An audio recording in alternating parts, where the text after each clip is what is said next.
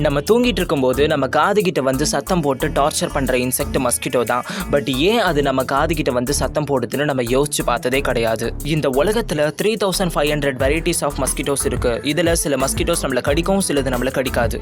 மஸ்கிட்டோஸ்க்கு ரொம்ப பிடிச்சது ஈட் அப்புறம் கார்பன் டை ஆக்சைடு தான். நம்ம நார்மலா மூச்சு விட ஆக்சிஜனை இன்னேல் பண்ணி CO2வை எக்ஸேல் பண்றோம்.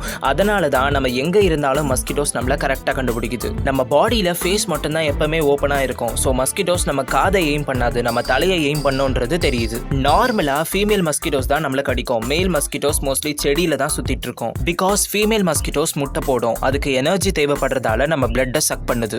மேல் மஸ்கிட்டோஸை விட ஃபீமேல் மஸ்கிட்டோஸ் அதோட ரெக்கையை ரொம்ப ஸ்பீடா ஆடுறதால அது நம்ம காது கிட்ட வரும்போது அந்த சவுண்டு வருதுன்னு சொல்றாங்க. ஸோ உங்களை மஸ்கிட்டோஸ் நெக்ஸ்ட் டைம் டிஸ்டர்ப் பண்ணக்கூடாதுன்னு நீங்க நினைச்சா உங்க மூச்சை இழுத்து பிடிச்சுக்கோங்க.